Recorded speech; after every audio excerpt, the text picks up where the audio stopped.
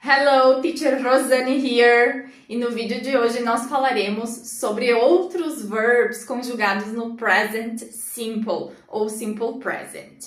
Mas vamos recapitular um pouquinho. No vídeo anterior nós vimos exclusivamente a conjugação do verbo to have no present simple. O present simple ou simple present é a conjugação de verbos que nós utilizamos quando nós queremos falar sobre rotina ou sobre fatos. Mas sem mais delongas, vamos ver então agora a conjugação dos verbos de um modo geral. Então, o primeiro verbo que nós temos aqui é o verbo to have, que nós já exploramos, nós já aprendemos no vídeo anterior. Então, o to have, ele tem basicamente duas conjugações. Temos o have, que é a conjugação para I, we, you, they. E temos o has, que é a conjugação para he, she, it. Então, o verbo ter, em inglês, a gente conjuga como have e has. Agora, nós temos aqui a conjugação dos outros verbos. O have, nós dizemos que ele tem uma conjugação um pouco irregular, tá? Irregular porque ele não segue as regras que nós veremos agora na sequência. Por exemplo, o verbo play. O verbo play, o verbo to play, que é brincar, jogar, tocar, enfim, ele pode ter alguns significados, ele é conjugado também de dois modos, play e plays. Play para I, we, you, they, plays para he, she, it.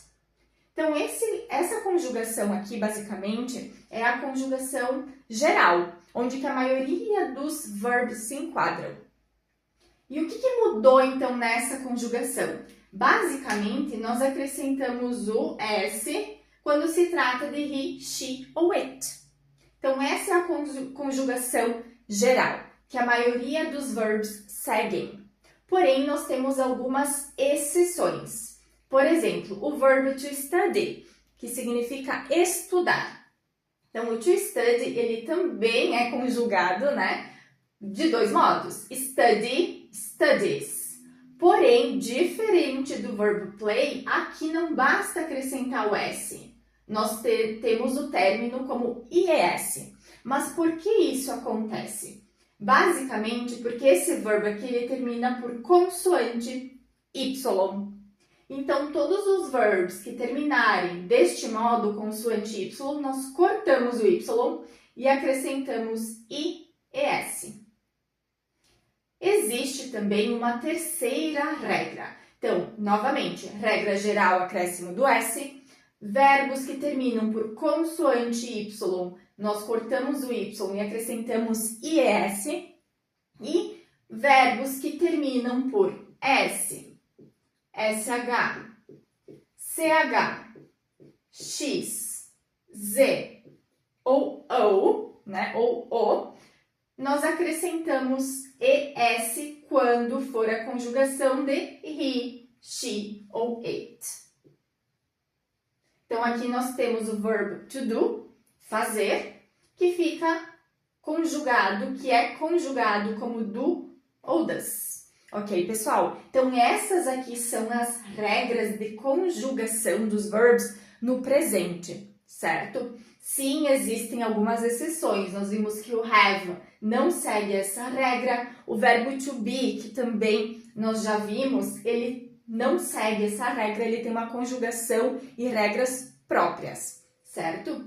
Demais verbos, sim, se enquadram, então, nessa conjugação. Agora nós vamos ver, então, a conjugação negativa. Isso que nós vimos até agora, então, é o modo afirmativo. Na negativa, para dizer que eu não tenho, eu não jogo, por exemplo, nós precisamos de um auxiliar, que é o auxiliar do. Na negativa, o do se transforma em don't. Aqui nós temos does. Por quê? Porque em he, she e it, o verbo sempre sofre uma alteração, como nós já vimos anteriormente. Nesse caso aqui, quem sofre essa alteração é o auxiliar, que de do passa para does. Então, nós temos don't e doesn't. O not, ele está aqui abreviado, tá? Então, por isso, novamente, I don't have, he doesn't have. I don't play, he doesn't play.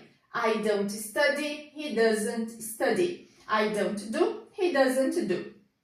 Percebam que eu grifei aqui os verbos com a mesma cor, justamente para destacar que os verbos na negativa, eles ficam normais, na forma base que a gente diz. Ou seja, eles não têm nenhuma alteração, porque, novamente, quem sofre alteração é o auxiliar, que de do passa para does, ok? Na pergunta, então, o que acontece na pergunta? Nós utilizamos também o auxiliar do para I, we, you e they, does para he, she, it, certo? E o do e o does, eles vão no início da pergunta, seguidos pela pessoa e pelo verbo. O verbo, novamente, ele fica normal, na forma base, sem nenhuma alteração. Então, basicamente, sempre que tem o auxiliar do ou does, o verbo ele vai ficar normal. Ok, pessoal? Então, agora, na pergunta, se alguém perguntar, does he have a car?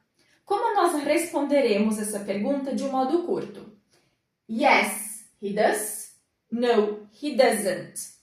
Ou seja, a gente vai utilizar pessoa e auxiliar para responder, diferente do que ocorre no português. Porque se alguém perguntar para nós, você tem um carro? Em português eu vou dizer sim, eu tenho. Não, eu não tenho, ou seja, a gente utiliza o verb na resposta curta, que é essa resposta do tipo sim e não. Em inglês, eles vão utilizar a pessoa e o auxiliar.